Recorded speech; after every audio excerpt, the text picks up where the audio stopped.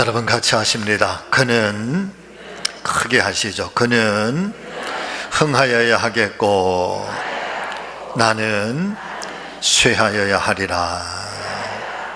아멘. 대림절 세 번째 주일에 초를 밝히면서 오늘은 그는 흥하여야 하겠고 나는 쇠하여야 하리라, 이 말씀의 제목으로 함께 은혜 받는 귀한 아침, 또 이 말씀 붙들고 한 주간을 승리하는 우리 성지 가족들 다 되시기를 예수님의 이름으로 축원을 드립니다. 여러분, 살리에리 증후군, 살리에리 신드롬이라고 하는 말이 있습니다. 이 살리에리 증후군이라고 하는 말은 탁월한 1인자를 보면서 2인자가 느끼게 되는 그런 열등감 혹은 무력감 등을 뜻하는 말입니다.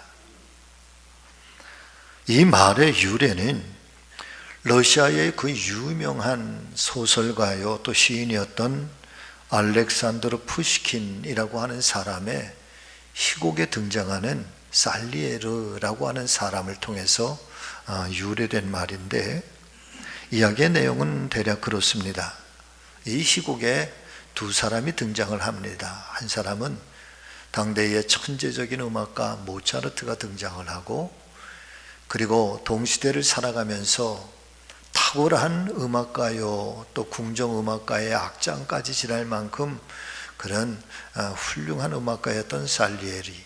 그런데 이 살리에리라고 하는 사람도 아주 특별한 사람인데, 그럼에도 불구하고 모차르트라고 하는 이 천재적인 음악가에 비하면 그의 재능이라든가 그런 음악적인 이 영향력이 모차르트를 넘어서지 못하는 거예요. 그래서 이 살리에르가 늘 모차르트에 대한 열등감 또 깊은 자괴감, 그러면서 질투하며 시기하다가 급기야는 이 모차르트를 독살을 하게 됩니다.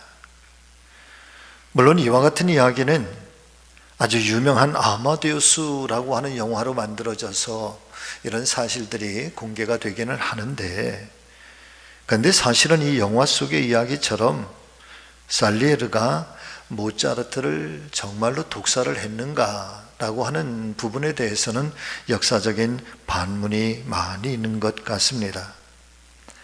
그렇지만 그것과는 상관없이 이 살리에르 신드롬, 살리에르 증후군이라고 하는 것은 1인자에 대한 2인자의 질투, 그리고 좌절, 그리고 열등감 등을 나타내는 대표적인 그런 대명사로 사용되어지게 되었다라고 하는 것이 추론인 것 같습니다.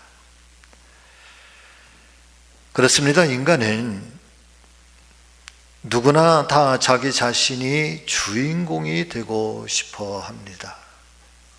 조연보다는 주연이 되고 싶어 하고, 주변인보다는 가장 핵심에 서서 화려한 스포트라이트를 받고 싶어 하는 것이 인간의 가장 기본적인 욕구라 할 수 있을 것입니다. 자, 그런데 오늘 말씀 속에 등장하고 있는 이 한 사람, 이 사람은 살리에르 증후군에 매몰된 사람도 아니고 오히려 광야에서 나는 외치는 자에 불과하다고, 그리고 심지어는 내 뒤에 오시는 일을 나는 예비하기 위해서 이 역할을 감당하는 자라고, 심지어 그분의 신발끈을 푸는 일조차도 감당할 수 없을 만큼의 나는 그분의 그림자에 불과하다고 철저하게 자신을 내려놓은 한 사람이 있었습니다. 여러분, 그 사람은 바로 세례 요한이라고 하는 사람입니다. 자, 오늘 대림절 세 번째 주일을 우리가 지나고 이 세 번째 초를 밝히면서 오늘은 세례 요한의 신앙을 좀 우리가 좀 닮았으면 좋겠다. 세례 요한의 이 신앙을 우리가 나의 신앙으로 삼았으면 좋겠다 하는 이 간절한 바람에 오늘 말씀을 증거하고자 하는데, 아무쪼록 저와 여러분들 가운데 요한의 신앙이 우리의 신앙이 되기를 바라고, 요한의 믿음이 오늘 우리가 배우는 귀한 믿음이 되기를 다시 한번 예수 그리스도의 이름으로 축원을 드립니다. 자, 첫 번째 요한의 신앙에 우리는 주목해야 할 부분은 바로 여기에 있습니다. 한 번만 더 같이 하시죠. 그는 흥하여야 하겠고 나는 쇠하여야 하리라. 오늘 본문의 말씀은 예수님보다 먼저 6개월 전에 이 세상에 태어나셔서 세례자 요한으로 한 세상을 살다가 분봉왕이었던 헤롯 안티파스 2세에 의해서 옥중 순교를 당한 이 세례 요한의 초창기 사역의 말씀을 우리에게 전해주시고 있습니다. 먼저 세례 요한을 결론적으로 한마디로 표현하면 세례 요한은 주인공 되시는 예수님을 예비하기 위한 사람으로 철저한 조연의 역할을 감당한 선지자. 어쩌면 세례 요한을 소개할 때의 가장 적절한 표현이 뭘까? 예수님을 예비하기 위한, 그리고 철저한 조연의 역할을 감당했던 그 시대의 선지자. 이것이 가장 정확한 답이라고 말씀을 드릴 수 있을 것만 같습니다. 자, 그런데 중요한 것은 사실 세례 요한은 당대의 2인자가 아니라 바로 1인자가 될 수 있을 만큼의 특별한 경험과 능력과 그리고 인기와 리더십을 갖추고 있었던 것을 우리는 발견을 하게 됩니다.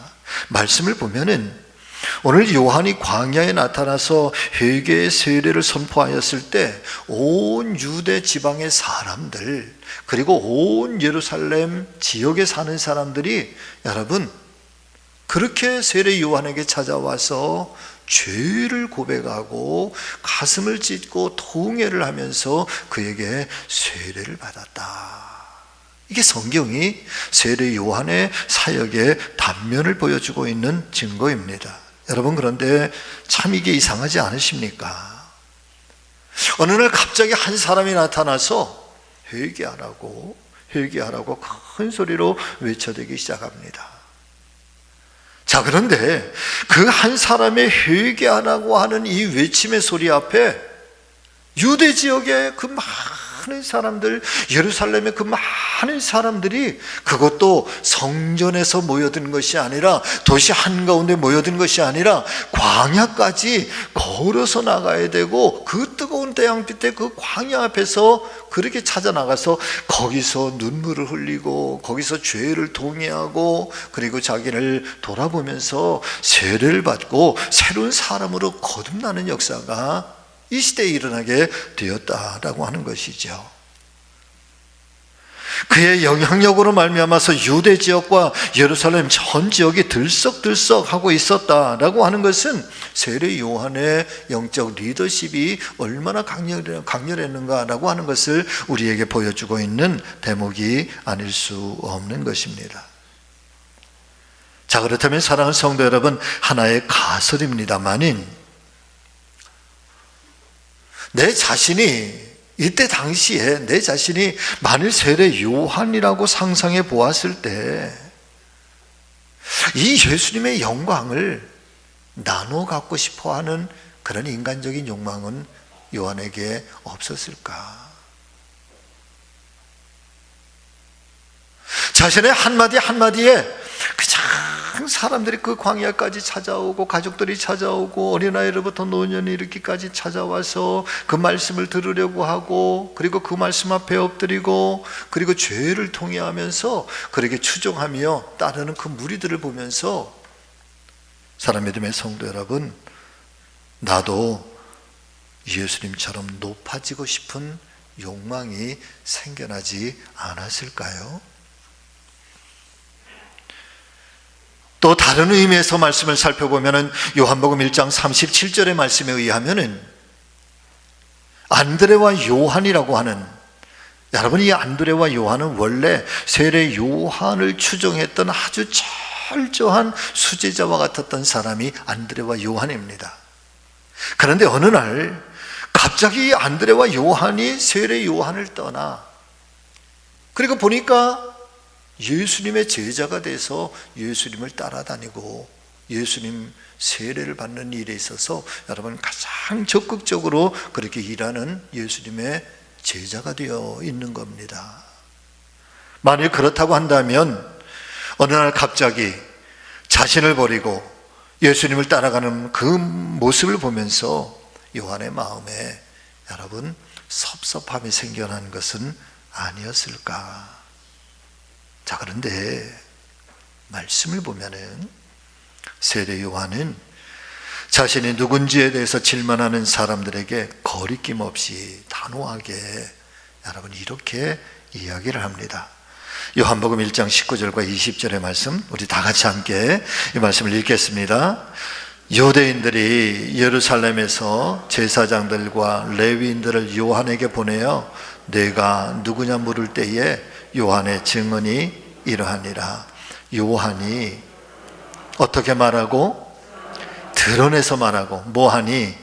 숨기지 아니하니?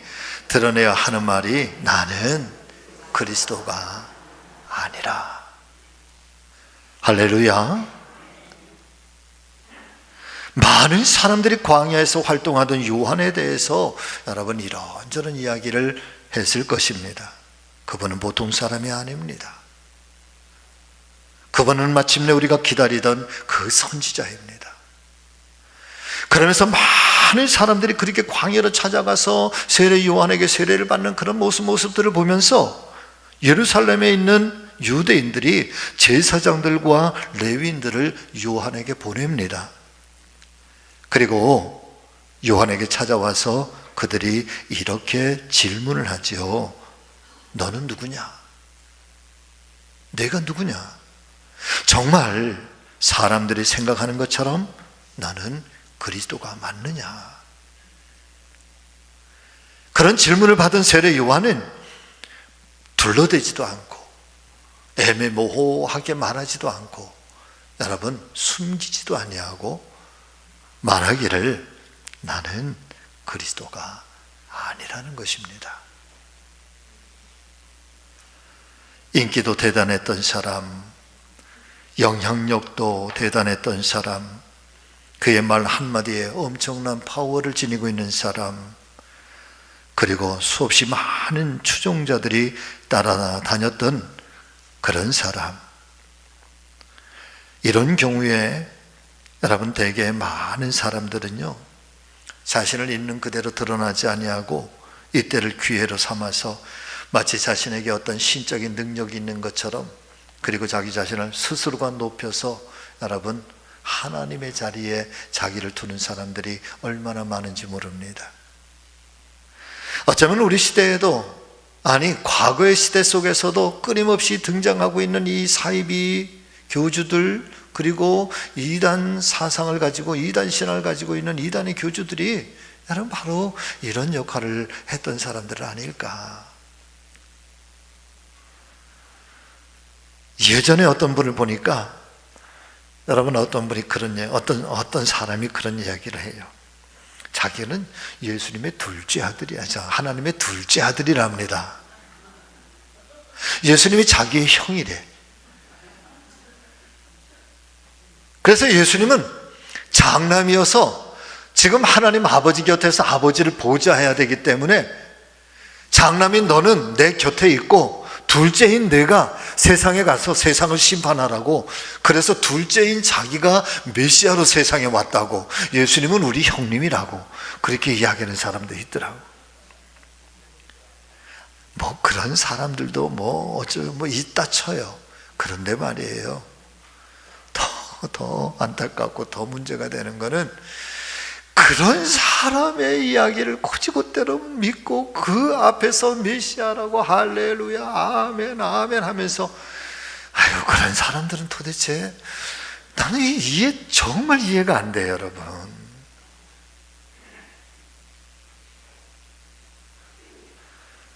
자, 그런데 오늘 세례 요한을 보니까 자신의 인기, 자신의 영향력에 대해서는 관심이 없어 보입니다.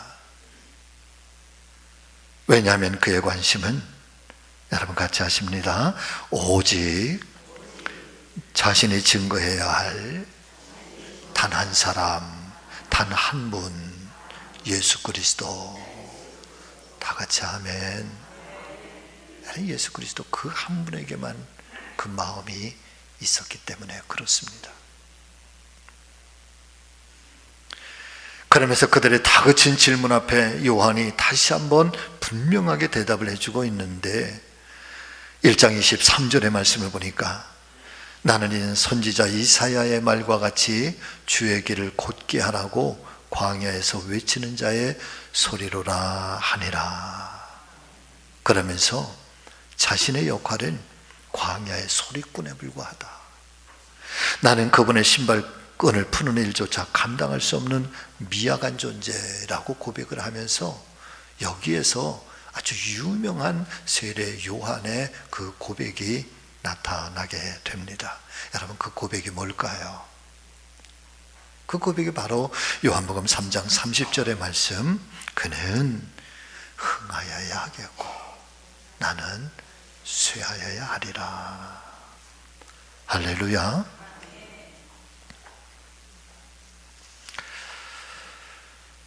우리가 성탄을 기다리고 또 이제 이 땅 가운데 오신 예수 그리스도의 탄생의 대림절을 보내면서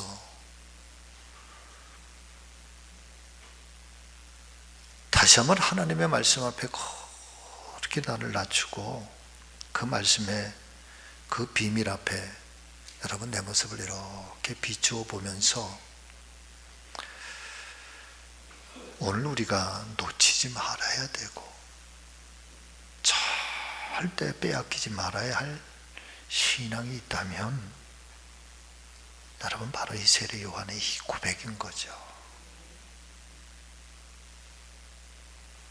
그분이 흥하여야 되리라.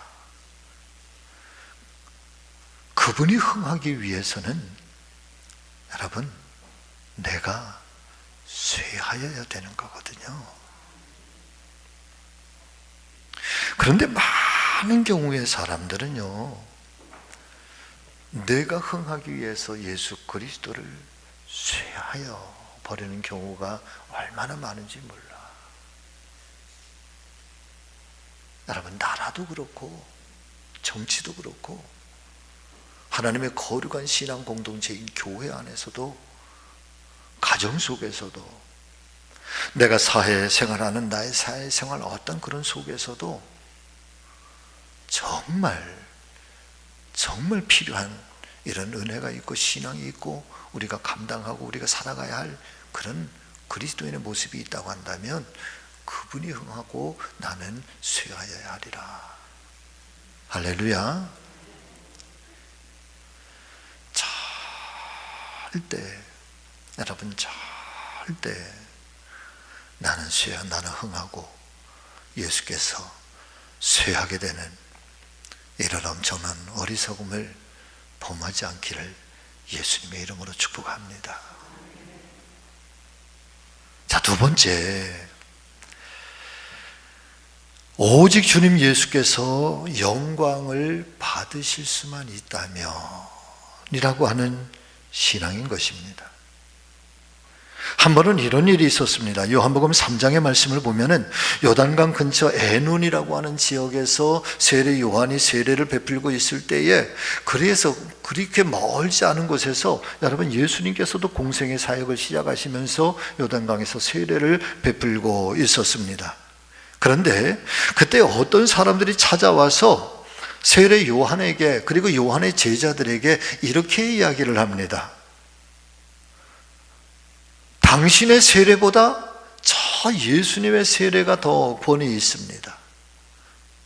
그래서 많은 사람들이 이제는 당신에게 오지 아니하고 예수님께 세례를 받기 위해서 예수님께로 몰려들고 있습니다 라고 그렇게 세례 요한에게 찾아오고 요한의 제자들에게 말하니까 요한의 제자들이 여러분 요한에게 뭐라고 이야기를 하는가 하면 이렇게 이야기를 합니다. 랍비여, 선생님과 함께 요단강 저편에 있더니 곧 선생님이 증언하시던 네가 세례를 베풀매 사람들이 다 그에게로 가더이다. 자, 이 제자들의 이야기 속에서는 여러분 뭔가 서운한 마음이 담겨져 있습니다.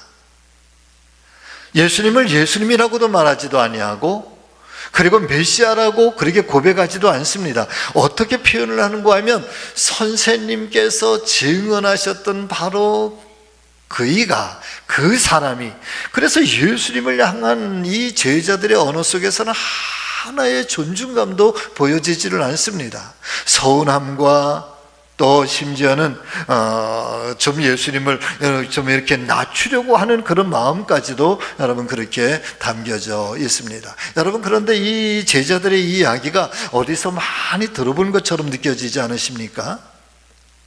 창세기의 말씀에 보면은 아담과 하와가 선악과 열매를 따먹고 나서 하나님께서 아담아 아담아 내가 어디에 있느냐라고 찾으시니까 아담과 하와가 부끄러워서 숨어 있습니다. 벌거벗어서 숨어 있습니다. 그러면서 대답하기를, 우리가 벌거벗어 부끄러움을 견디지 못해서 숨었나이다. 예수는 하나님께서 그 아담과 하와의 옷을 만들어 주시고 나니까, 그때에 누가 너로 이 선악과 열매를 따먹게 하였느냐. 그러니까 여러분, 아담이 뭐라고 이야기를 합니까? 하나님께서 나에게 주신 이 여자가, 여러분 이것이 창세기의 말씀을 통해서 들려주고 있는 인간의 그런 죄의 본성을 우리에게 들려주고 있는 거거든요. 뭔가 내 마음에 들지 않을 때, 뭔가 나의 의견과 함께 일치가 되지 않았을 때, 우리는 끊임없이 그 사람을 낮추고 그 사람을 향한 핑계를 대고 그 사람으로부터 나는 아무런 죄가 없다고, 여러분 그렇게 자기는 의롭게 그렇게 포장하고 싶은 것이 바로 죄의 모습인데, 오늘 이 제자들의 모습 속에서는 그렇게 예수님을 폄훼하면서 오히려 세례 요한을 높여드리려고 하는 그런 마음이 이 단어, 이 귀절 속에는 담겨져 있는 거거든요. 그런데 여러분, 세례 요한은요, 그런 제자들의 그 말을 들으면서 요한이 어떻게 말을 하는가 여러분 한번 잘 보시길 바랍니다. 요한복음 3장 27절의 말씀 다 같이 함께 읽습니다. 만일 하늘에서 주신 바 아니면 사람이 아무것도 받을 수 없느니라. 여러분, 이 말씀은요, 사람들이 저렇게 예수님께로 몰려가고 예수님께서 세례를 베푸시는 이 영적 권위는 사람에게서 받은 것이 아니라는 거야. 하늘로부터 받은 거라는 거죠. 하나님께로부터 부여받은 특별한 영적 권세요, 하나님께로부터 오시니라. 그래서 최초로 예수님을 메시아라고 고백하는 요한의 고백이 바로 이 말씀인 거예요. 할렐루야. 사람들은 부정하고 싶어해, 아니라고 말하고 싶어해. 그러면서 끊임없이 폄훼를 하고 심지어는 예수님을 죽이려고 모의까지 해. 그 결과가 마지막 십자가에 처참한 죽임을 당하시기까지 예수님의 십자가는 그런 고난의 연속이었죠. 그러나 그런 속에서도 오히려 그 당대에 가장 추앙을 받을 수 있을 만한 사람, 가장 영적인 영향력을 발휘할 수 있었던 세례 요한은요, 오히려 그 예수님을 향해서 아니라는 거야. 자기가 아니라 저분이야말로 메시아요, 저분이야말로 하나님의 거룩한 이 영을 받고 이 사명을 감당하신 분이라고 예수님을 그리스도라고, 예수님을 메시아라고 그렇게 선언하고 있는 줄로 믿습니다. 자, 우리의 신앙은 여기에서 사랑 믿음의 성도 여러분, 이 세례 요한의 신앙을 우리 모두가 함께 배울 수 있기를 예수님의 이름으로 축복합니다. 요한은 시기하지 않았습니다. 요한은 예수님의 권위를 인정하였습니다. 자신보다 오히려 예수님께로 몰려가는 것을 당연한 것으로 그렇게 여겼습니다. 저는 그리스도인의 삶의 자세 속에 이런 모습이 늘 이렇게 풍성했으면 좋겠어요. 여러분, 다른 사람들을 좀 이렇게 인정을 해주고 높여주고, 그리고 그리스도인의 모습 속에서는 여러분 몇 가지 정말 필요한 이 영적 성품이 필요한데, 여러분 그 영적 성품들은 서로를 향한 격려, 인정, 특별히 슬픔을 당한 사람들에게는, 아픔을 당한 사람들에게는 전심전력 온 마음과 내가 할 수 있는 그 모든 것들을 동원해서라도 위로해주고 일으켜주려고 하는 그런 그리스도의 마음. 절대적으로 그리스도인들이 오늘의 삶을 살아가면서 내가 그리스도인입니다, 내 안에 예수님이 계십니다, 나는 하나님의 말씀을 따라 사는 거룩한 하나님의 사람입니다 라고 고백할 때, 여러분 정말 이런 마음들이 우리 안에 있었으면 좋겠어요. 할렐루야. 참 남을 인정하기 힘든 그런 세상을 살아가고 있습니다.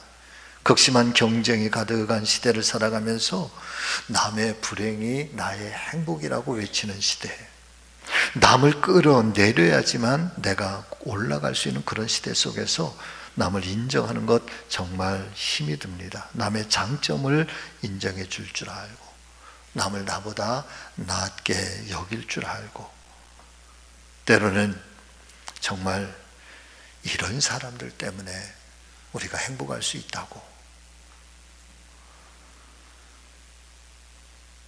그런 사랑에 눈먼 그리스도인들, 우리 그리스도인들, 우리 성지교회 식구들은 여러분 다 그런 성도님들 되시기를 예수님의 이름으로 축복합니다.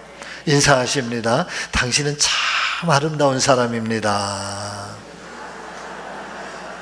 참 당신은 참 탁월한 사람입니다.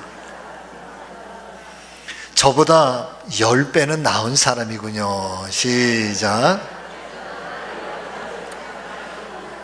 여러분 인정하세요? 정말 인정하십니까? 그러면서 내가 아니야, 나는 지금 내 입술로는 그렇게 얘기를 해도 그래도 내가 너보다는 낫지.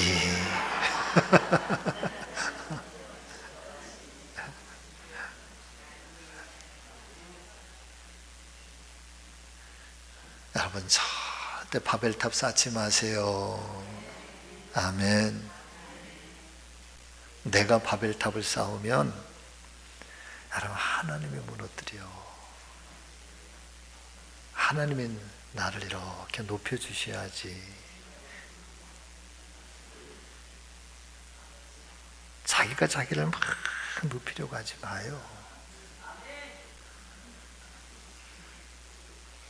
사람들 다 알아 또.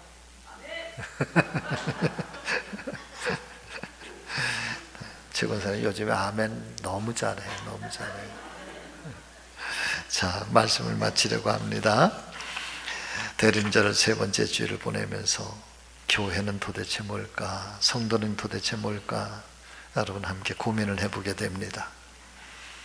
그리스도의 구원의 복음을 선포하는 사람, 예수님의 십자가의 사랑을 절절히 고백하며 전하는 사람, 그 사랑의 공동체를 이루고 그 공동체 안에서 예수님의 형상, 예수님의 모습을 닮아가려고 몸부림치는 그것이 교회고, 그 안에 있는 성도들이 바로 그리스도인인 줄로 믿습니다. 아무쪼록 대림절 세 번째 초로의 불을 밝히면서 그는 흥하여야 하겠고 나는 쇠하여야 하리라. 그리고 나로 말미암아 오직 예수님이 영광을 받을 수만 있다고 한다면 나는 예수님의 그림자에 불과하다 외치는 그런 요한처럼 오늘도 주님의 영광을 높여드리는 저와 여러분들 다 되기를 예수님의 이름으로 축원합니다. 기도하겠습니다.